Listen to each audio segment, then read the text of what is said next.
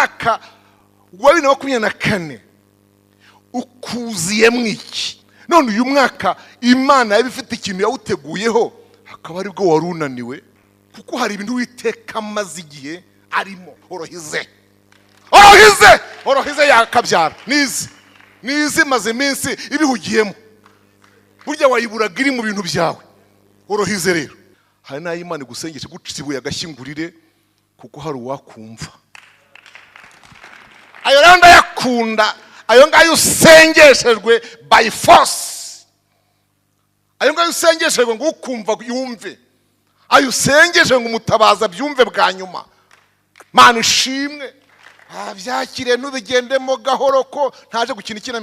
Izahagoye, izaho yanyura ikabikirangije, bivuga ngo ushaka kubabara cyane, ariko umucunguzi nawe ari hafi cyane. Icyo nayibonyeho y'Imana, uburakari mugenda muyibonana ahantu hamwe na hamwe, mwagiye muyibonana, yego ni akantu ko kwiproteja igira, kuhagarara ku cyubahiro cyayo ngo mutayimenyera gusa.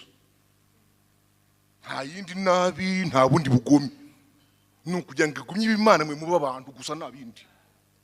Aya mezi warurambiwe cyane, aribwo wendaga guhura n'iby'Imana yateguye. Winanirwa rero nayifite uko itegura iby'umwaka ugiye kuza. Mana ishimwe, humura nshuti ya Kristo, nubwo baba bakubwiye ko ari umwaka mubi. Haleluya! Byose ntiwabivuga, reka ibindi bizavugwe n'ababizi. Niyo mpamvu Imana yemeye ko bishwanyuka biba binini, biramenyekana. Ntabwo utari wagize bimwe byacu by'imfura ushinjagira ushaka ngo batabimenya. Biranga biramenyekana.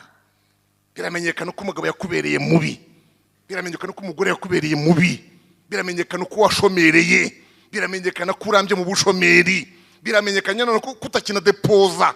Imana yemera ko bimenyekana.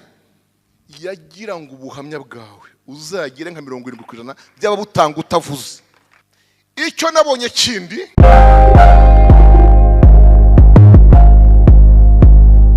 haleluya, murambura amaboko turamukanye mu izina rya Yesu Kristo. Ndabishimiye mu izina rya Yesu Kristo, kandi nshimiye Imana ko twongeye kubonana.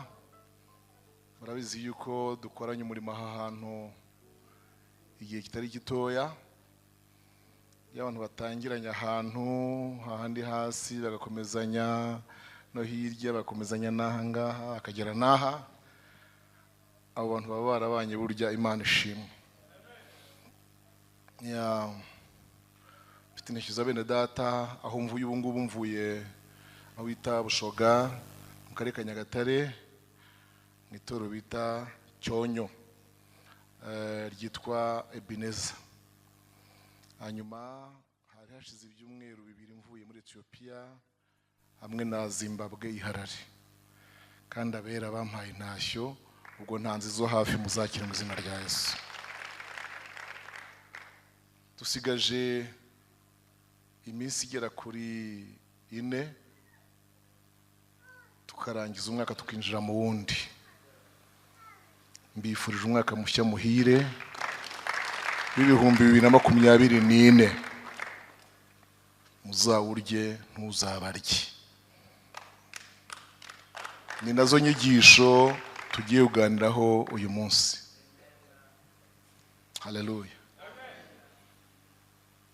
Ese ni Imana iby'impera z'umwaka n'itangira ry'undi biyikoraho?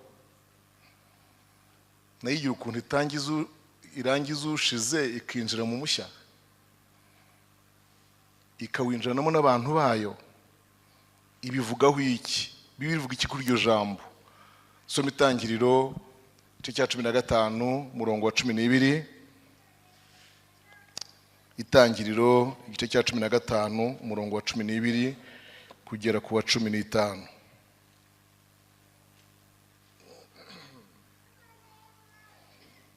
Cyangwa tugeze ku wa 16. Itangiriro ibice 15 umurongo wa 12 kugera ku wa 16. ku kirengarenga Aburamu asinzira ubuticura, ubwoba butewe n'umwijima w'icuraburindi buramufata. Uwiteka abwira Aburamu ati, menya neza yuko urubyaro rwawe ruzaba abashyitsi mu gihugu kitari icyabo, bazakorera abaho, nabo bazabababaza imyaka 400. Nanjye nzaciraho iteka iryo shyanga bazakorera, ubwa nyuma bazarivamo bavanyemo ubutunzi bwinshi. Ariko wehoho uzasanga basogokuruza amahoro, uzahambwa ushaje neza. Ubuvivi bw'abazajyayo nibwo buzagaruka ino, kuko gukiranirwa kw'Abamori kutaruzura. Imana dufashe cyane. Igitabo cyo Kuva igice cya 11 umurongo wa mbere kugera ku murongo wa 3. Igitabo cyo Kuva igice cya 11 umurongo wa mbere kugera ku murongo wa 3. Uwiteka abwira Mose ati, hasigaye icyago kimwe nzateza Farawo n'Abanyegiputa, hanyuma azabareka mugende. Nabareka by'ukuri no kwirukana azabirukana.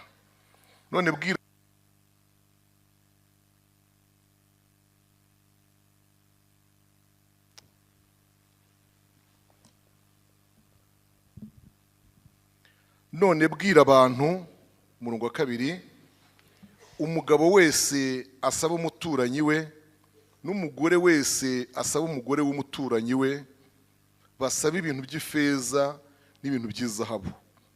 Uwiteka ahubwo bwoko kugirira umugisha ku Banyegiputa. Na Mose ubwe yari umunyacyubahiro cyinshi mu gihugu cya Egiputa, mu maso y'abagaragu ba Farawo no mu maso y'abandi bantu. Imana dufashe. Haleluya, haleluya.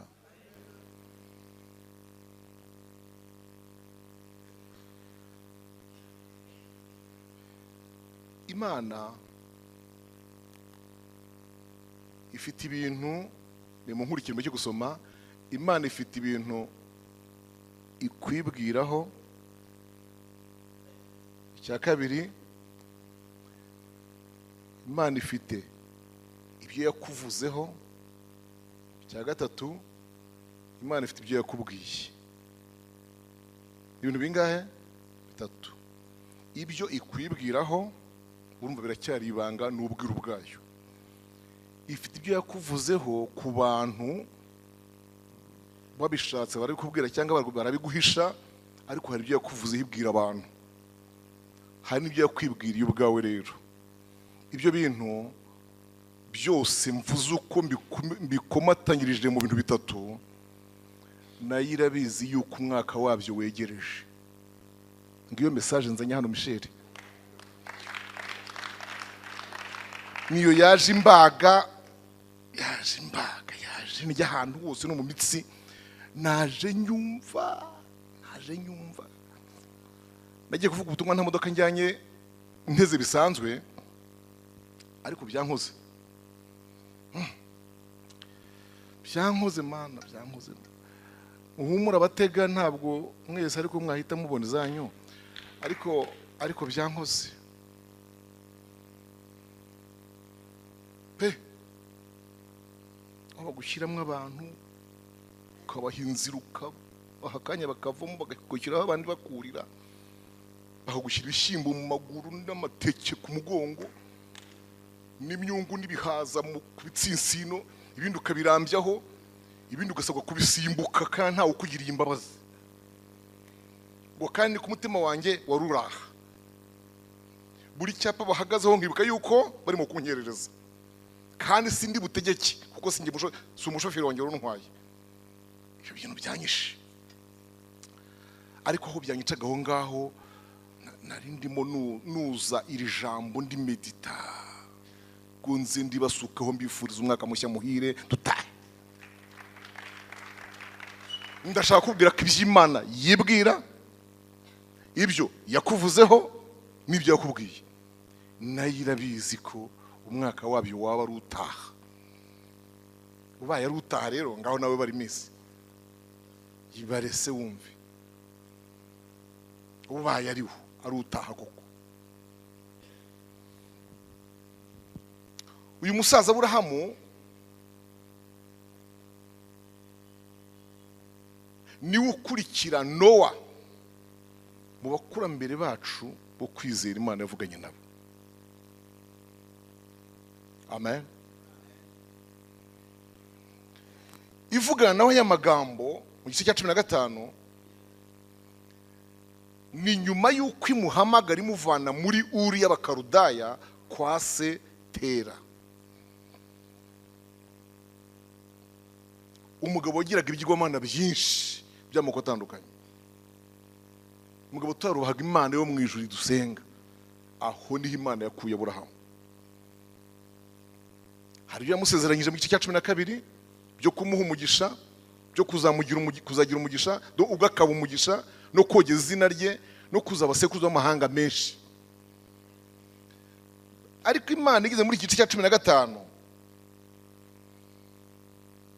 ivugana nawe ikintu nimunkurikira muramfasha kukibazaho nkuko nkibazaho.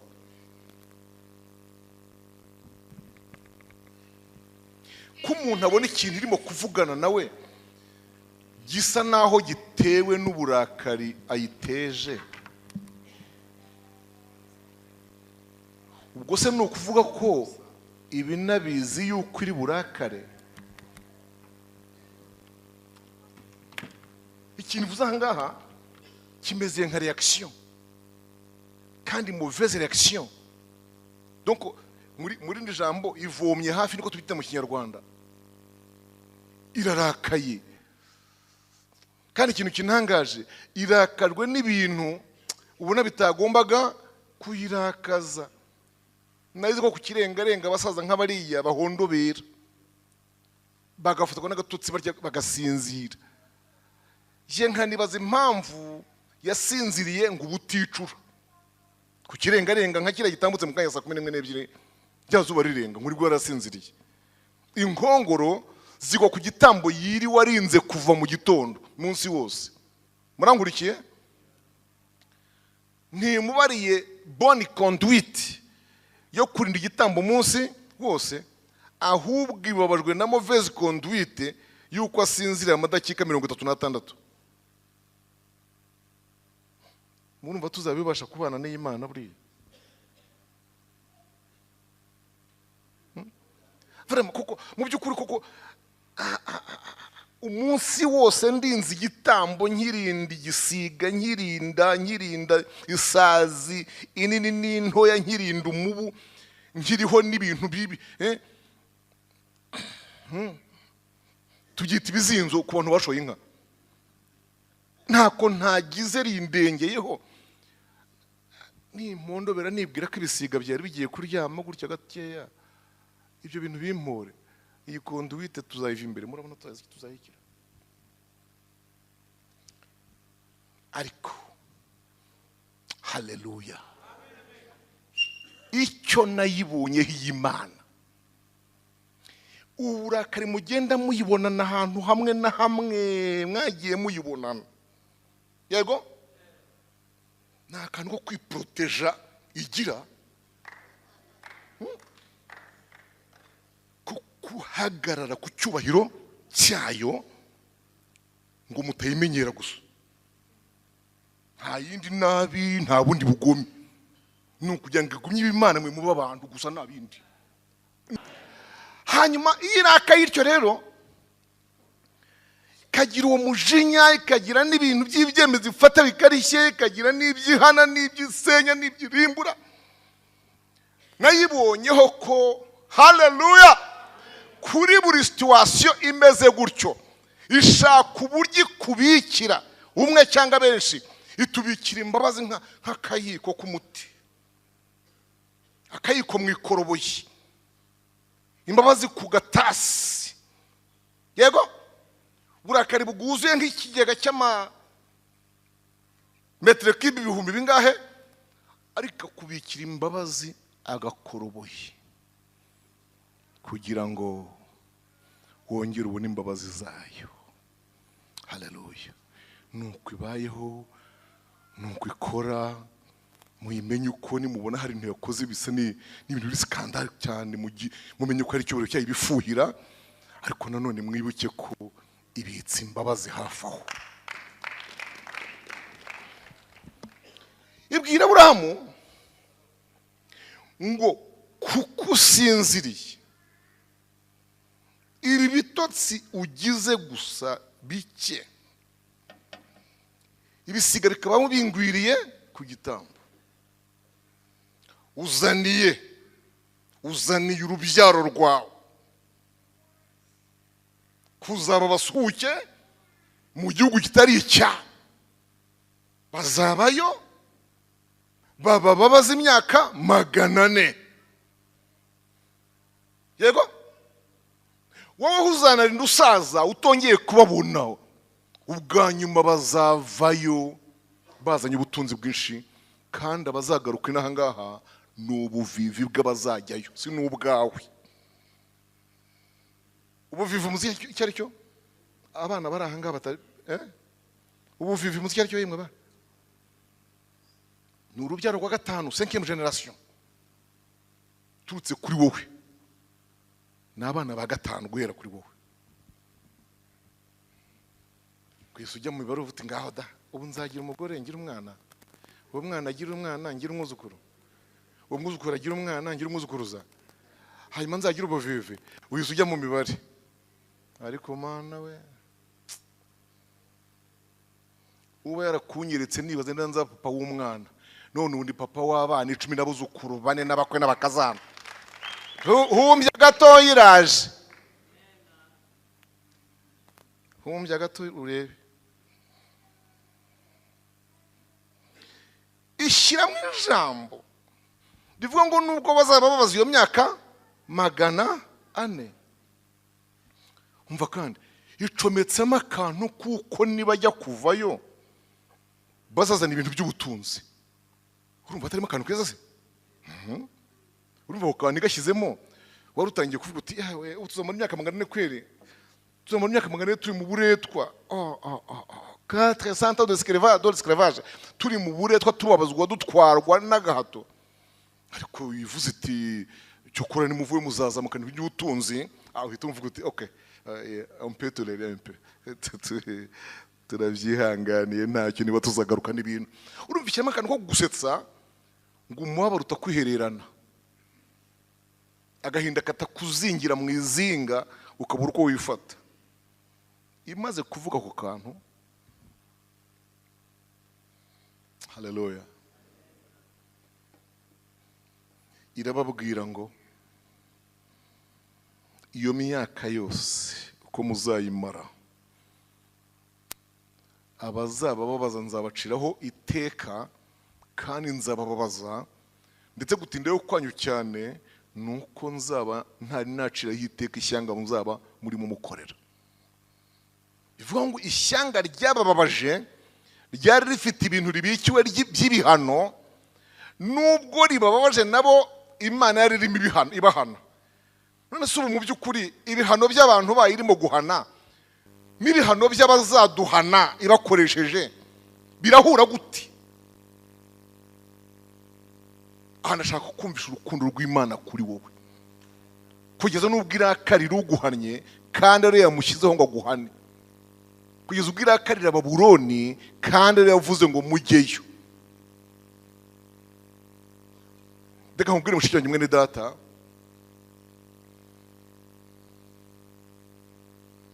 ijambo rihano muri Yohana rivuga ngo umwana w'umuntu aragenda uko byamwanditsweho, ngo ariko haguwe umwana w'umuntu ubisohoza. Aragowe umuntu ushyira mu bikorwa ibihano Imana yagambiriye kuguhanisha. Umva nawe, aragowe umuntu ushyira mu bikorwa ibintu byo gucyaha yateguje kugucyahisha, ariko ugucyaha azabihanirwa kubw'imbabazi z'Imana, kubw'urukundo gukunda. Baragiye ngo ndihuse, byaciye muri kwa gukomera kwa Yosefu. Ndumva mubyibutse ubwo ngubwo Yosefu aragiye aguzwe, hari umunyagano kwa Potifari, hari otora inzozi za Farawo. Umunsi umwe rwose gutya ku manywa ziba zirasohoye, asohoka muri gereza agiye hazi ko aje kurotora inzozi bisanzwe, ntabwo yasubiyemo. Nyamara yahise yambika ikanzu y'ubwami, yambika ikamba ry'ubwami, ahabwa impeta iriho kashe yo gusinyisha, kuko impeta yabo yabaga ahangaha niho kashe yabaga, ni uguteraho atya gusuka abo wagiye.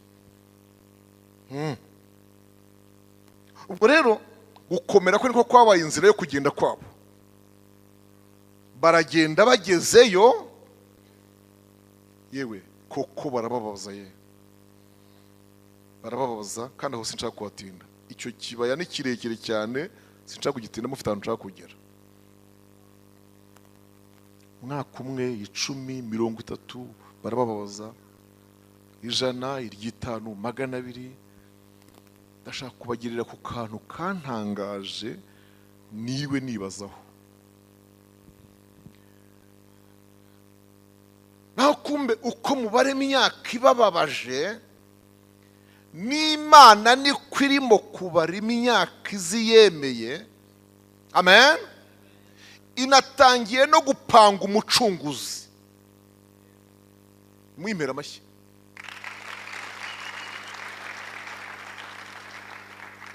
Hano muri harimo ijambo ngo ibyo muzi nanjye ndabizi. Buryo ibyo mubara nayigira ite irabibara.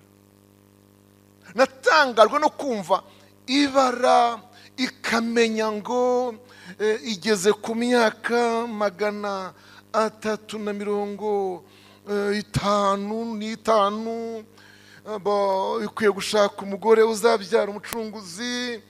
Ngaho rero uwo mugore dawe nawe ngo aragomba gusama, kandi hanyuma kandi ngo agatwita ngo amezi 9. Hanyuma uwo mucunguzi rero akabaho ngaho mu dushuka, akabaho ngaho akamera utwinyo tubiri two hasi n'utwo hejuru, gatangira kugendera ku tuntu, ahantu kakagusha akabuno hasi. Mana yanjye, niko agira n'umuriro w'inzoka n'utwanda arya hasi aho tw'udutaka. Umva uwo mucunguzi ma ayaya. Naho kumbi Imana yabizi yuko à l'âge de 40, ku myaka 40 ya Mose, nibwo 400 yacu izaba yuzuye. Hanyuma kandi yaza aje kuvuga ibimuzanye. Farawo nawe ntabyumva, akamuryana karungu. Yamuryana karungu, Mose agasubira gusenga. Atse ko wantumye nkaba ntanze urudere de mission, umugabo nsanzera nkaba mbonye ari ntagondwa. Witeka ati ntagondwa, uranzamukanda buriya, nzamukanda ku buryo azabarekura birukana. Iti ntacyo ndatwara igenge ry'urivuze. Ni mwumva iyo mibare y'Imana yo kubara ko imyaka yemeye yegereje, igatangira gushaka umucunguzi. Bivuga ngo aha hantu hitutwara muri ijambo rivuga ngo kandi ubyakire. Imana izi igihe gisigaye ngo ibyo yakwemereye bibeho. Ubu rero irimo irabibara, ifite ukuntu yabibaza. Igitangaje, wabona nubwo urara ubyibaza wibaza inzira zabyo, iyo ibigeze kure, ibigeze ku buce, ibigeze ahantu, iri muri finisage. Ndagira nkubwire ko ngo hegereje yuko umucunguzi aza. Bibiliya irambwira ngo Farawo yabababaje de plus. Bivuga ngo ushobora kubabara cyane, ariko umucunguzi nawe ari hafi cyane. Uyu mwaka wa 2024 ukuziyemo iki? None wabujemwo ibyo utegereje igihe kirekire, n'imibabaro yari imaze kwiyongera, no kurambirwa ko ari kubaye kwinshi.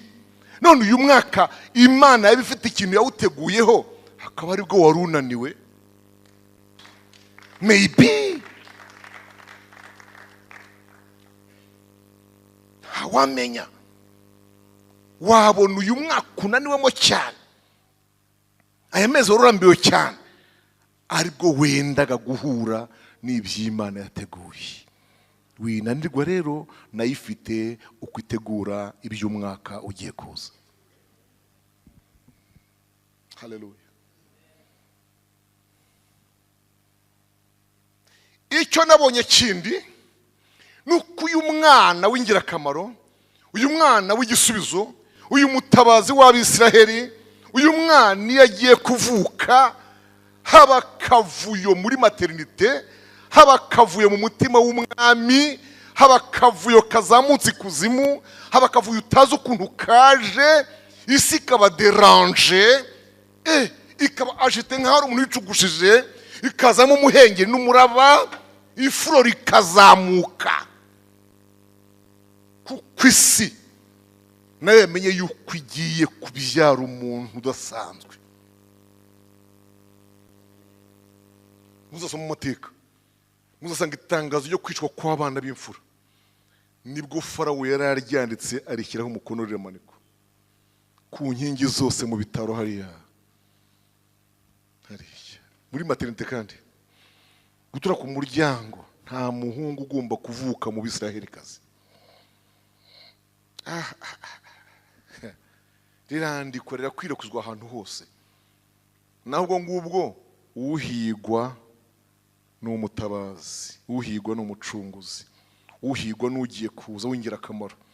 Iyo umuntu w'ingirakamaro aje buri gihe, ikuzimu barabimenya bakaba deranje. Icyo nabonye mu burambe mfite uko bungana kose, nuko ntacyo bahindura haraza. Haleluya! Ntacyo bahindura haraza. Haraza. Iyo wabisanga no muri Nehemiya igice cya 2 umurongo wa 10. Havuga ngo Sanibalati na Tobiya na Gesemu n'Abaroni n'Abamoni ngo bumvise yuko haje umuntu wazanywe no gushakira Abisiraheli byiza, ngo birababaza cyane kuko uwo muntu yabonetse. Imana yarantangaje tuza Kristo. Mu Kinyarwanda tugira ijambo rivuga ngo inyoni zijya imigambi, abarinzi bajya indi. Ni umugani usangwe ntago ari uwo mpimbiye aha ngaha. Natangajwe n'ukuntu ibyo bintu byose babimanitse hariya, yuko n'abahungu bagomba kwicwa, bakabahotora bakivuka, batari bagera ahagaragara, batari bavuka. Ariko nusoma igice cya mbere cyo kuva umurongo wa 15, urasanga havuga ngo nuko Uwiteka aragenda akora ku mitima y'abakobwa babiri gusa b'Abaheburayokazi, uwitwa Shifura n'uwitwa Puwa. Abakora ku mutima, birengagiza yuko batemerewe. Mu by'ukuri iyo autonomy ntabwo bari bayemera, ayo mahirwe ntabwo yari ayabo, iyo favor ntabwo yari iyabo mu by'ukuri.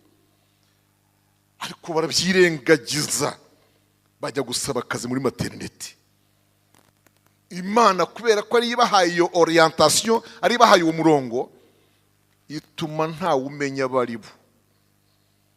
Kamvuge ngo kudepoza muri eki, muri oral, muri interview, muri byo byose ntawe amenya baribo kugeza ubwo babaye selected, kandi bahita bashyirwa. Umva Imana iza hari ikibazo, bahita bashyirwa muri salle d'accouchement. Maze Witeka muri maternité irutura urusengero n'ahatari ahangaha. Ibaze kwiza hari ikibazo cyane. Aho rero nayo niho igiye kwibanda. Wabyakirera? Wabyakire nubigendemo gahoro ko ntaje gukina ikinamico. Izahagoye, izaho yanyura ikabikirangije. Ntabwo ari kwirirwa izerera ibitari bisura nk'aho iri muri turu. No, iza ahantu hari ikibazo. Haleluya!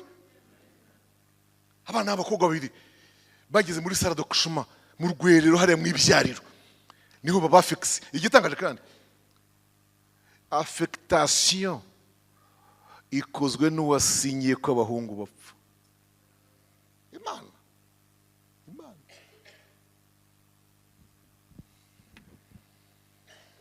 nugirirwa neza n'usangwa agira neza, ujye ushima nyine, uvuge uti ndabashimiye murakoze n'Imana nakoze. Ariko nugirirwa neza n'utayigira, iyo neza uzayiririmbe uyihimbire umuvugo. Nugira ubuntu utabugira ugahabwa n'umuntu wimana, ayewe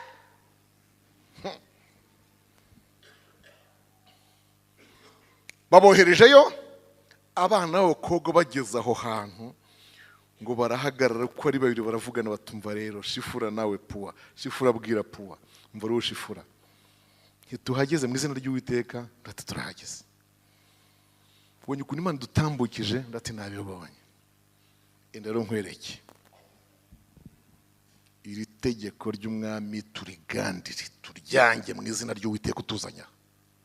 Tureke abahungu babeho. Bareka abahungu babaho. Ako kantu ko kureka abahungu bakabaho rero niko Mose yavukiyemo, niko yahishwemo amezi 3. Nyina abonye birambiranye byo kumuhisha, amubohera agatebo, agatete, akato, aragahoma, byo bita guhoma ubushishi. Iyo bavuze guhoma ubushishi mwumva ari icyo ubundi? Mwumva ari ifu y'ubushishi bahita bahomesha? No, burya bisobanura guhoma jusqu'à ce que urushishi utabona aho runyura. Icyo bisobanura burya guhoma ubushishi ntago ari si umukungugu w'ubushishi bwivanze ahantu hari ukuntu bujya bupfa, sinzi ikibwicana bwo wagira ngo bugira icyorezo. Hari ujya kubona ukabona usanze ifu yabwo hariya, nta muntu urabona ubushishi bwinshi bwarumye ari bikanka. Kabusi bushishi bunyagwa bwarwaye.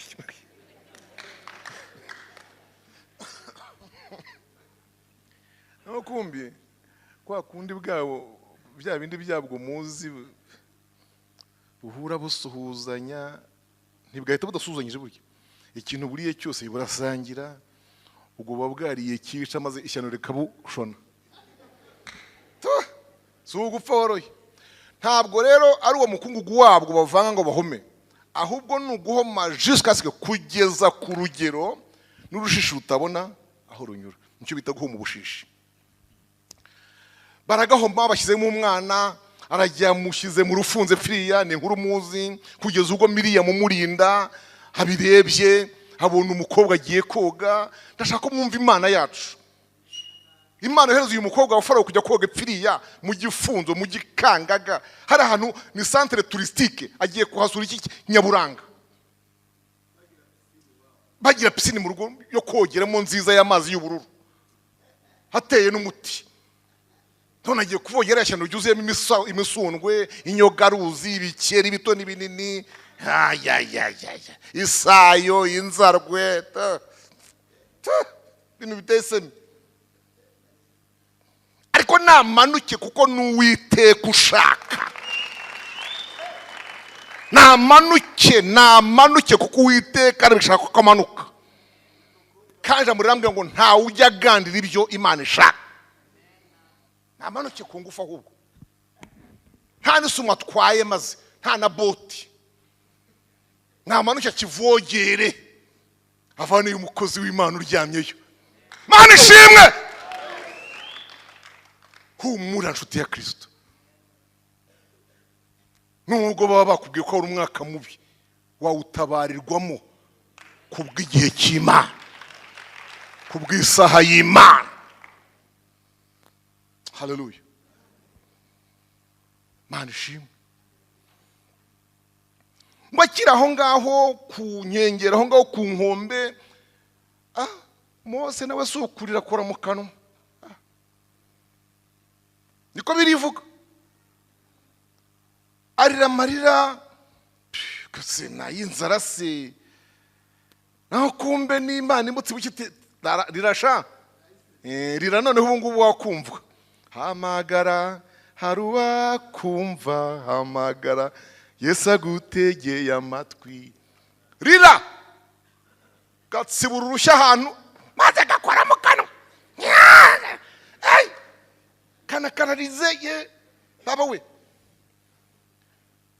kugira ngo umukobwa wa Farawo yumve kagomba kurira. Buriya ndagira nkubwire ko hari umusenga yateguwe n'itorero, hari umusenga mwagambiriye ya korari, hari umusenga y'abinginzi, hari n'ay'Imana gusengesha gutsibuye agashyingurire kuko hari uwakumva. Ayo rero ndayakunda, ayo ngayo usengeshejwe by force, ayo ngayo usengeshejwe ngo ukumva yumve, ayo usengeshejwe ngo umutabaza byumve bwa nyuma. Mana ishimwe. Kandi Bibiliya mbwira ngo umutima we wahise umenya neza ko uwo mwana nta kindi ari umuheburayo. Ibaze gukonkludinga gutyo. Ati conclusion ni ngiyi, uyu mwana uririra baboheye agatetera kaza kumujugunya n'uwo abaheburayo tu, kuko ndabizi niwe wari mu kaga. Ningaruka inyuma rero nkunda kugaruka inyuma niyo nigisha. Ningaruka inyuma murasanga ako kaga barimo kagerwa katuma umukobwa wa Farawo avuga ati niba wari mu kaga, karaterwa n'amatangazo yamanitswe, karaterwa na situation iriho izwi, yego niyo ashingiye avuga ati uyu mwana ni uwabo. Bivuga iki rero? Bivuga ngo Uwiteka ashobora kwemerera gravite, gukomera kw'ibyawe, gusakara kwabyo, naho kumbaragira ngo bizakore ku mitima y'abantu utavuze. Erega ntabwo ubuhamya bw'ibyawe wazashobora kubutanga bwose, harimo buzatangwa n'abakubonye. Maze haleluya, byose ntiwabivuga, reka ibindi bizavugwa n'ababizi. Niyo mpamvu Imana yemeye ko bishwanyuka biba binini, biramenyekana. Ntabwo utari wagize bimwe byacu by'imfura ushinjagira ushaka ngo batabimenya. Biranga biramenyekana. Biramenyekana ko umugabo yakubereye mubi, biramenyekana ko umugore yakubereye mubi, biramenyekana ko washomereye, biramenyekana ko urambye mu bushomeri, biramenyekana ko kutakina depoza. Imana yemera ko bimenyekana. Yagira ngo ubuhamya bwawe uzagire nka 70% byaba butanga utavuze. Izina ry'Imana rishimwe cyane. Haleluya. Miriyamu mushiki wa Mose ari nawe wari umurinzi we, ngo yari ku yindi side de l'autre côté. Aba yabibonye ko umukobwa wa Farawo abonye umwana, ndetse atangira kubona ko yamugiriye nk'imbabazi, koko agenda amusanga ngo yumve icyo abivugaho. Atangiye kuvuga ka kantu k'imbabazi kavuga ngo kandi uyu mwana wabona ari umuheburayo. Aha, aravuga ati okay, iyi sura nayiprofita nkayivugamo ikintu rero. Nibwo mwegera ati nose mama nagushakira umuyaya, use uzashaka gukarera. Yego rakajyanye, ariko se uzabasha gukarera? Uzabasha gukarera n'amasomo yawe yiyerika umva nawe. Somo yanyu ya nijoro usuzaheka koko n'ukuntu mu mwaka w'amabere yanyu yanagwa. Ngushakira wagaheka se. Avuga ati wabukoze cyane. Nicyo kibazo ubwo nanjye ntangiye kugira icyo umuntu uzakamfasha. Kanzi rwose murajya kuzamuka hano mu kabande namubagejejeho. Naho kumbe azaho ari. Aragiye abibwira nyina wa Mose ari we nyina wa Miriyamu. Ngati rero mama, ibintu bibaye nanjye sindamenye n'ibiri bukunde mu by'ukuri. Ni imitwe kandi nyine uhiriye mu nzu ntatayipfunda. Nkuboneye akazi atakahe ko kurera umwana uwuhe wa wundi wawe hehe. Umuntu yaje koga aramubona kwande kwa Farawo umwami w'ijyu ari we uduhiga. Yego kambabwire kare akazi mama wa Mose yakinjiyemo atibwira kare ibintu byaramba, kuko yibwira ko bishobora kumenyekana. Agiye nk'umukozi, yego yitwa umuyaya, bavugana ibihembo, ariko mu by'ukuri afite ubwoba. Bwati sahani saba bivumbura. Ako natangajwe nuko yagiye akarera umwana, aramurera. Mose arakura, aramurera, atangira iri twita maternelle, aramurera. Aba umwana wabwira ikintu ukakimusigamo cy'ijambo. Akanijye kubabwira nta hantu mwakabona hano muri Bibiliya, nta hantu kare.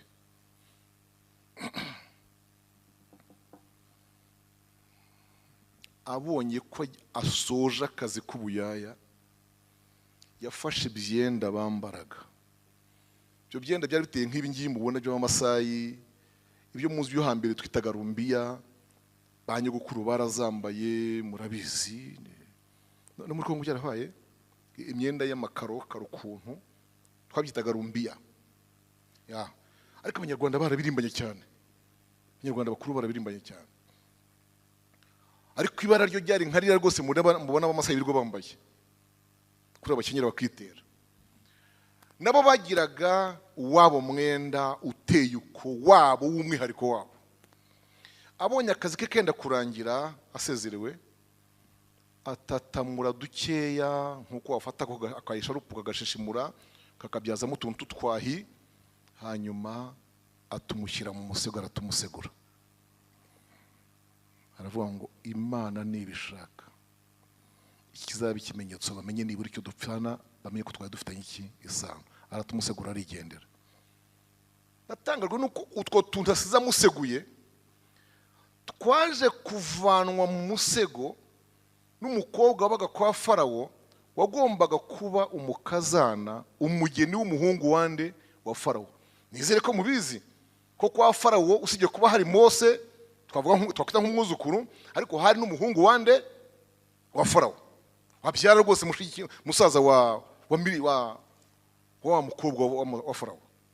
Ngo yarahari rero, bari barahazanye umukobwa uzaba fiance, uzaba umugeni we, kandi amabwiriza yahari ahantu umugeni umuhungu azashaka bamuzanaga agakobwa gacutse kwibere k'imyaka 5, 6, 7.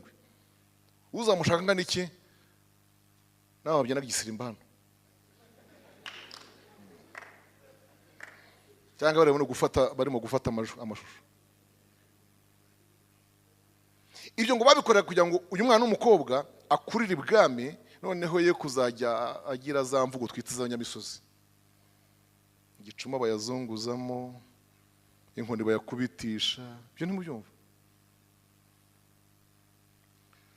Akana k'agakobwa kabaho ngaho karakura kabaga 10, bizwi rwose ko ari akageni kande ka muhungu wande wa Farawo. Batunguwe no kubona kagenda kikundira Mose. Kagenda kikundira nde? Mose. Ukabona niwe kifuza kuyambira, guhobera atashye, urumva kumutindana gutya. Kagakobwa hakaba n'igihe kabikoze uri fiance wako arahwarura, hazamukamo akanure ukishyari. Hari umunsi rero Farawo yabatumye bombi. Yatumye muhungu we atuma nande n'umwuzukuru we, katubyita kujya mubyumve, umwuzukuru we ari we Mose. Abatuma kugiye kureba uko abanyagano bameze. Baragenda bagerayo. Mose agezeyo nubwo atari yamenya mu by'ukuri icyo bapfana, ariko ngo kumva bafitiye ikintu cy'imbabazi, cy'impuhwe, cyo kintu cya miséricorde, kibambi. Ku kintu bafitiye ibambe kwiri. Agezeyo areba ukuntu babayeho, areba utuntu barya, gakoroboye kutushimbo, akandi kutunyobwa, akasoya, akantu kutugori areka gakombe. Biravuga ngo ahita ajya hari yasongoza igiti. Abatira umuhora asongoza igiti, maze yegera buri kigega n'ikintu kirimo. Apfumura cy'amasaka, timutege hano amasaka. Pfumura cyasoya, mutege soya hano. Pfumura cy'ibigori, mutege ibigori. Pfumura cy'ibishyimbo, mutege ibishyimbo. Reba abantu bari bamenyeye kwibahabwa ku gakombe, none nayo gatumva mutege ingutiya, nibyanga mutege igitambo cyo mu mutwe, muzana amabase, mutwara ibintu byose kubwinshi. Kandi muhungu wa Farawo ngo ari hariya hari mabire, bavuga ati ndabibwira muzehe kandi ntago umukira.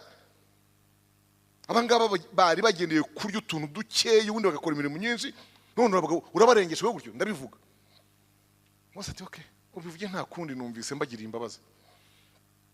Benda gutanga basubire mu rugo. Ngo Mose aravuga ati ibintu arabivuga kandi ngomba kuba niteguye uko ndefanda ikibazo cyanjye. Ngutahatahana itafari imwe mu yo babumba, atahana na kagakorobuye basanzwe bahabwaho ibyo barya. Agakorobuye urimo kumva? Agakorobuye bageze mu rugo Farawo rero amaze kwakira ikirego n'inkuru y'ibyabaye akenera ko nako Mose aramubwira ati ndumva nshaka kubisobanura. Atumiza umunzani, uyu munzani nyine balance romaine, uyu munzani babita ngo n'umudagi w'igisahane. Hano kuri iyi sahani hashyira kagakoroboyi babapimiraga nk'ibishyimbo. Hano hashyira itafari muyo babumba. Urumva nawe icyamanutse ari iki? Itafari. Kagakoroboyi kicura intembe kabiri nguruka hariya. Abwira umwami ati nyakubahwa, mu by'ukuri urimo urahomba, niba ibyo bagukorera biremereye kuruta ibyo bagaburira urabona mba. Ngo umwami ahaguruka mu ntebe amukora mu ntoki amushimira uko adefanze ikibazo cye. Ka gakobwa karaho hafi kaba karaje kahinze kameze amababa, congratulations antuka ukuntu wisobanuye, umva noneho binkoza ahantu karamuyambiriye karahe. Kandi ubwo wa wundi wamureze waje ashyushya inkuru yicayeho yayakanuye, atewe se n'ukuntu yidefanze. Urwo rukundo rw'uwo munsi rwongeye gukora ku mutima cyane w'umukobwa wa Farawo, uwo mukobwa wa fiancé ari we mukazana, yego no kuri Farawo ubwe. Rero bavuga ko uwo munsi nibwo yaba yaragiye kumukorera mu isaso nyine ngo arebe ko yapfa kwegura rwa rwiri rwabaye imbanda rufi kongera uzamuke mu gake. Ubwo baruryamyeho kandi barabyumvise. Uzi ko ururyamaho n'ibirere kagenda kazamera nk'urupapuro. Kubera imbavu zawe gusa zonyine nta bashyitsi wazanye bo kubyinaho.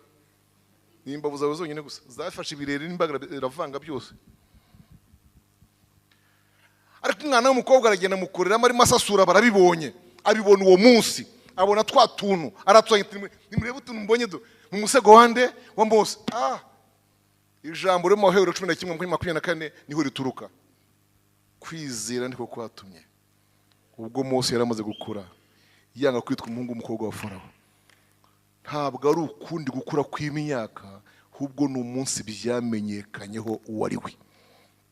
Yo mpamvu hepfo yaho masanga umurongo uvuga ngo byatumye kwiyanga kwitwa umuhungu w'umukobwa wande wa Farawo abirutisha kumara igihe yishimira ibinezeza, maze ahubwo ajya kurengananwa n'ubwoko bw'Imana. Ngo kuko yatekereje ko gutuka bamuhora Kristo biruta ubutunzi bwose abanyagiputa babitse. Imana ishimwe.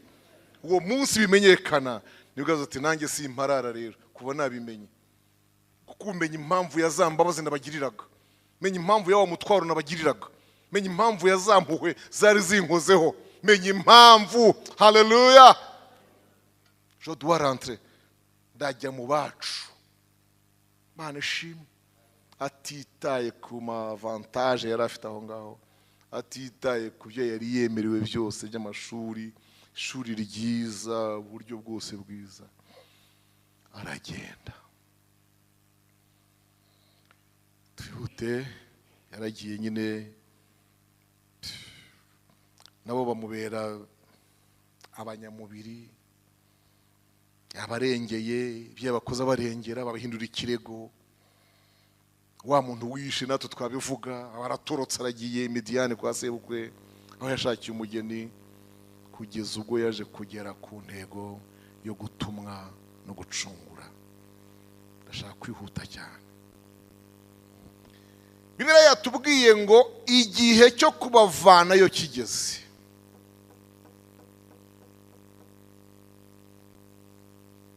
Uwiteka Imana ibwira Mose ngo uyu munsi ndi buteze icyago abanyegiputa kandi kiraba ari cyo cyanyuma, ku buryo icyago ngiye kubateza. Umva, ikikwereka ko abarekuye nuko anagera ubwo abirukana. Ngibiki kuri ijambo rivuga ngo arabarekura birukana, n'ubundi n'ijya Imana yari yabwiye Mose igihe abisengera mu gice cya 5 twasome cyo kuva igice cya 5 umurongo wa 22 no wa 20 kugera 23 no hepfo 6 ku murongo wa mbere. Igice cya 5 twumve, igice cya 5 twumve ko havuga umurongo wa 20 kuva 5:20.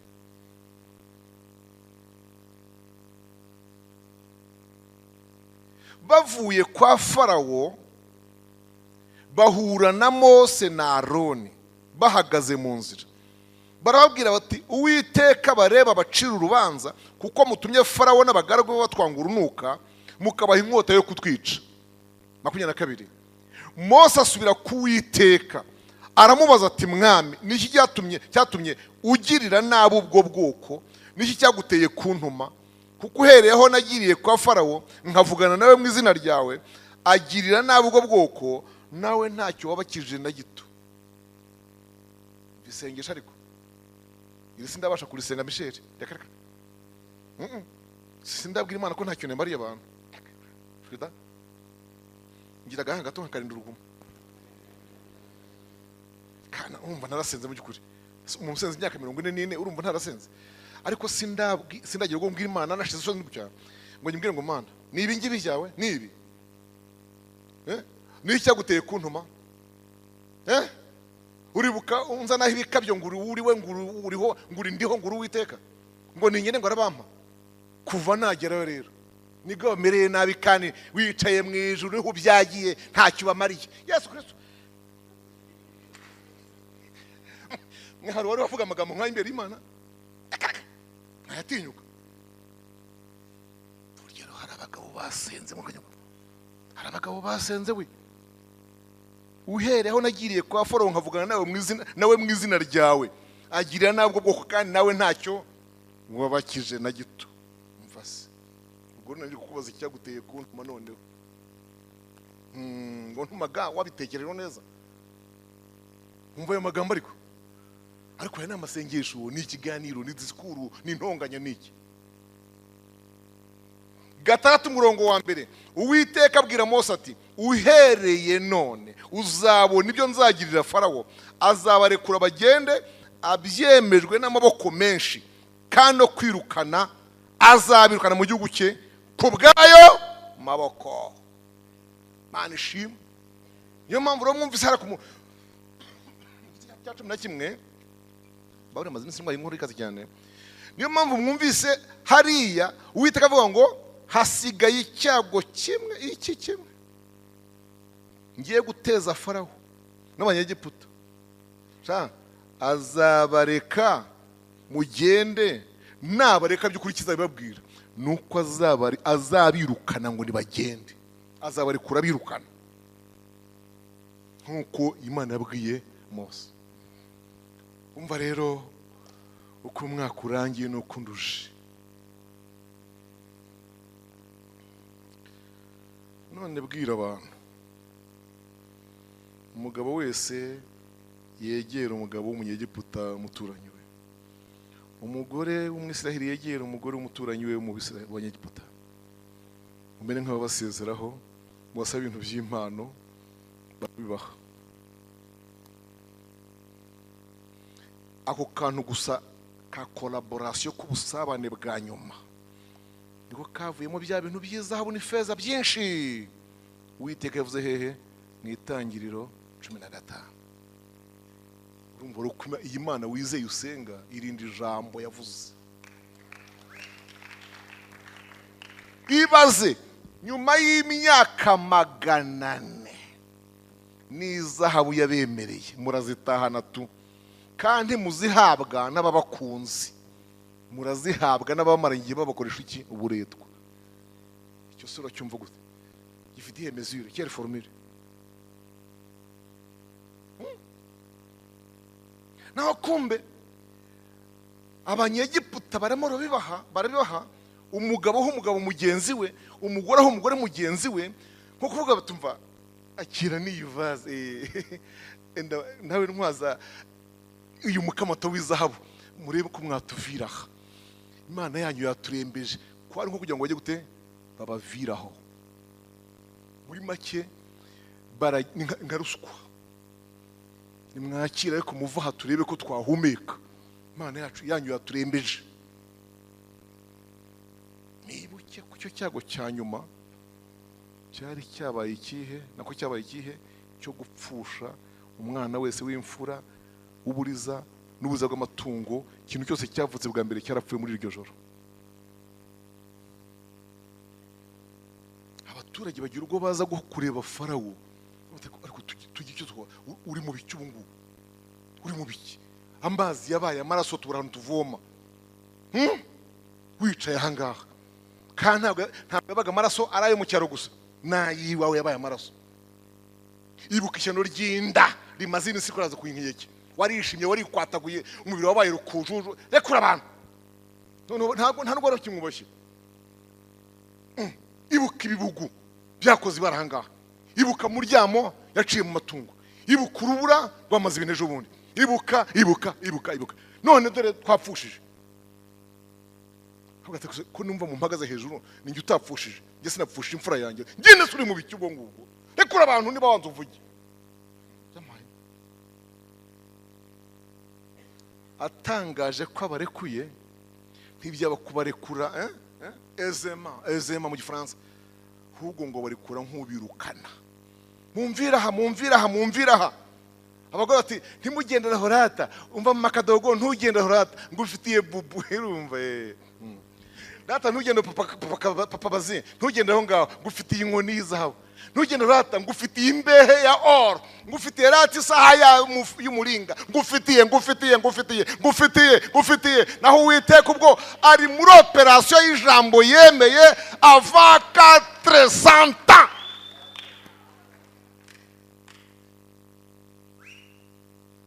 Nukuri kose wabona iya mbere hari ikizanye, wabona rado hari ikizanye, wabona rusenka hari ikizanye, kuko hari ibintu Uwiteka amaze igihe arimo.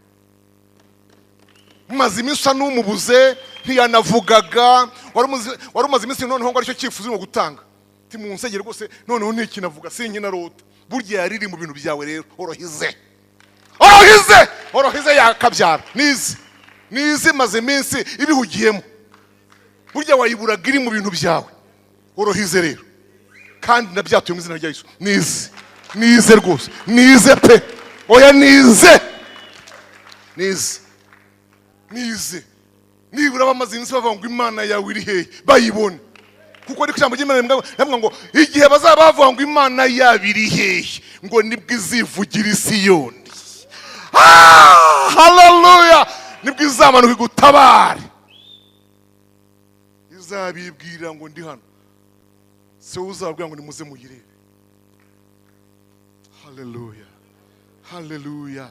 Haleluya.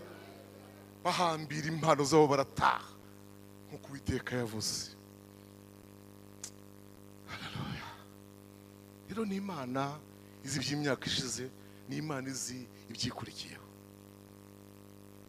Nsoza muri izi nyigisho nibwo naje kwibaza ryaje muri bamwe itangiriro 18:14 rivuga ngo hari ikinaniro Uwiteka se mu gihe cyashyizweho, igihe nk'iki cy'umwaka nikigaruka tuzakugarukaho sarabyara umuhungu. Ntabwo mu by'ukuri iyo ijambo ry'ubuhanuzi rimanukiye ahangaha riba rifite umuntu riziye, kubera ko ntamuzi bisaba ngo buri wese akandike, sibyo? None nta mwaka utagira bonane, humura. Nyiri uyu nguyu azafata ibyo bintu tukinezerewe umunezero w'ibye, nawe gwiye bizaba biza. Ariko ureba ahantu unota akantu kavuga ngo, reba ahantu ushyira akantu kavuga ngo umwaka utaha nk'iki gihe. Nta kinaniro Uwiteka, gusa haba hari igihe cyashyizweho. None genda umwaka utaha nk'iki gihe tuzakugarukaho. Iri jambo ryo kugaruka riravuga ko n'Imana ubwayo irabizi ko iba imaze igihe ibuze. Tuzakugarukaho savure direke, nayo irabizi ko kuva yavuga imaze igihe ihuze. Yirekere rihuge, ariko aho izazira izaza. Kuki iryo jambo rikoresha umwaka utaha nk'iki gihe? Kuki se mu gice cya 12 aha mu Kuva yabwiye Mose ngo uku kwezi kubabera imfura mu mezi, uyu mwaka uzabera uwa mbere mu myaka. Kuki yahinduye karandiri uwo mwanya se y'Abanyegiputa? Niyo mpamvu muzabona amezi ari ahangaha y'Abisiraheli ari ukwayo, buri gihe burya abanywa interivali ya 3 mois. Nabyumvise zira za Eluli, za Kislevu, za Nisani, za Abibu, za Adari, ari amezi yose ashyiramo interivali y'amezi nk'atatu cyangwa 2 n'igice gutyo cyangwa 3 arenga hagati ye yacu tubarisha. Ibyo rero no kuvuga iki, Uwiteka yahinduye karandiriye yaho bari bari abakorera yabo. Mana ishimwe. Havuga ngo kwezi mvuganye nawe kubabera ukwa mbere mu mezi, kubabera imfura. Uyu munsi mvuganyeho nawe ukubere bonani. Noneho rero uhereho ufatireho nkwereke ibintu mbarira. Genda wicare utuze gakeye, maze ku munsi wa 10 w'uku kwezi, urumva ahereye kuwe kuri ubuvuganiyeho, ku munsi wa 10 w'uku kwezi uzabwira umwisirayeli wese ajye mu mukumbi atoranye intama cyangwa ihene itaramara umwaka itagira inenge. Yego ubwo umunsi wo kutoranya mu ngo ni kangahera ku 10 z'uku kwezi kwa mbere nyine. Hanyuma muzawurobanure gusa muwurindiriza umunsi wa 14. Ntabwo umunsi wo kuwutoranya ari wo munsi wo kuwusogota wo kuwica. No. Byagomba gutandukana. Ibyo byose Imana yabikoraga kugira ngo bibibanga hagati yabo n'Imana gusa, nta Munyegiputa ubimenye. Imana ishimwe. Hanyuma ku munsi wa 14 nijoro binjiye muri 15 z'ukwezi nibwo bagiye. Niyo mpamvu 15 ari tariki ikomeye z'ukwezi kwa mbere mu mateka y'Abisiraheli. Ariko umugabo witwa Yerobowamu amaze kubagusha, yego amaze kugusha imiryango ingahe 10 ahita Samariya ngo arabihindura ya 15 arayishyira ku kwezi kwa 8. Unyumvire ngo akora ibintu bimeze nk'ibya mbere, yigana ibimeze ibisa nabyo bisa n'iby'Abalewi. Ariko 15 yari tariki ikaze cyane ikomeye cyane mu mateka y'Abisiraheli. Barahaguruka barataha mu izina ry'Uwiteka. Soza umuntu yakwibaza ngo iri jambo rivuze ngo nsigaje icyago kimwe ngiye guteza Farawo. Mwe ntimwumva ko rishaka kuvuga ko bimeze nk'aho ibyago Uwiteka yamuteje yarabizi umubare wabyo, azina buri efe niba nahita sogondere, niba yarazi donc Uwiteka yarazi umubare w'ibyago azateza Farawo kandi azi buri cyago aho kizasiga kimugejeje. Murabyumva? Ni nk'uko twubatse uburezi tukubaka yuko amashuri atarabanza umwana agomba avuye muri primaire akajya muri secondaire agakora trocome akagenda akiga section mu mwaka wa 4 akomeza yavaho ngaha Imana itakabarirangije agafata kaminuza.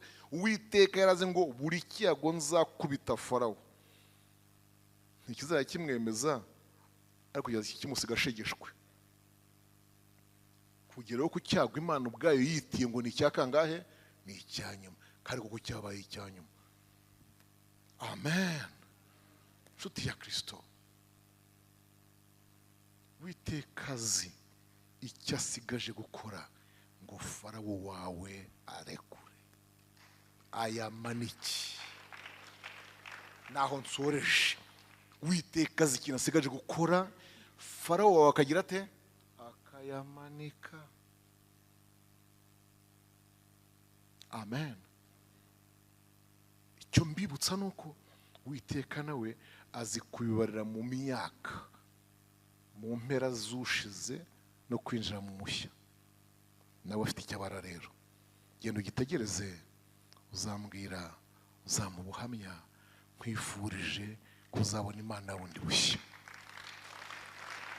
Imana izakwiyerekeye bundi bushya, Imana izagaragara iwawe. Uragira uti ndi muto, sinzi no gusenga, ariko Imana izakwiyereka ukuri ku rwego rwawe. Imana izigaragaze. Ni ukuri mbikwatuyeho mpagaze ahantu umushumba n'umukozi w'Imana. Imana ikwiyereke umwaka utangiye ukubonekeremo ineza y'Imana. Birashoboka yuko ubuhamya Imana izangirira ubuntu nkabwumva nkabumenya. Amen. Twibukiranye ko ndimo mvuga gutya iri jambo ryahita rirema ikintu, kuko ibintu Imana isubirisha si ngombwa ngo byose bibe byari muri stock bihari. No, hari n'ibyirema. Si ngombwa ngo dusubirishe mu byo ikoze mu bintu bibitse aha, ibikoze mu bubiko, ahubwo hari n'ibyo bisaba kujya gute kurema. Niyo mpamvu yakoresheje ijambo ryo muri Yesaya 48 aho yavuze ngo ndarema ikintu gishya. Ni ikintu gishya ndemye kandi kiremwe nonaha. Rero n'Imana ibasha kurema ikintu gishya gutabara umwanzi wawe wavuga ngo Imana yawe iri hehe ayibone. Mwaka mushyashya wa 2024 mu izina rya Yesu. Imana bagire neza. Dusenge Imana, duhaguruke dusenge Imana, tuyinginge, tuyibwire ngo Mana ndashaka kwinjira mu mwaka mushya, nanjye ndi mushya mu by'umwuka, mfite ubugingo bushya bushobora kwakira ibyo uvuze, bushobora kwakira ibyo wanyibwiragaho, bushobora kwakira ibyo wansezeranije. Ndi mu bugingo bushya bushobora kwakira ibyo wambwiyeho, wamvuzeho ubwira abantu. Ni Imana ivuga ikanasohoza. Mana yacu ishobora byose, mu izina rya Kristo Yesu ndagushimiye aho uyu munsi ugeze, aho uyu mwaka ugeze, minsi igera kuri 4 isigaye ngo turangize uyu mwaka. Mana ndabigushimiye, ndagushimiye. Waduhaye kurama, turabigushimiye. Buri wese ku myaka wamuhaye kubaho turayigushimiye. Ibiri imbere yo turabiguhaye dushingiye ku ijambo ryawe utuganirije, ijambo wadutumyeho. Turasenze ngo uyu mwaka ugiye kuboneka utuzire neza mu izina rya Yesu. Dufite ubugingo bushya bunesha ibyaha, bunesha isi, bunesha Satani, kandi ubugingo bubasha kwakira amasezerano y'Imana. Ko twumvise yuko uko umwaka urangiye nawe ufite uko utegura ukurikiyeho, kandi ubwo abantu bategura mu myaka 5, 10, 20, 50 abakabije gutegura iterambere rirambye, ariko wowe no muri 400 uteguramo ikintu kandi ukakivuga. Haleluya. Urakoze rero kumugisha ubwoko bwawe bari bateze amatwi ijambo ryawe, ubagiriye neza, kuko kwawe kwiza kubana nabo, kandi usohoresha umwete ibyo ucishije mu kanwa kanjye, mu izina rya Yesu Kristo umwami wacu. Amen.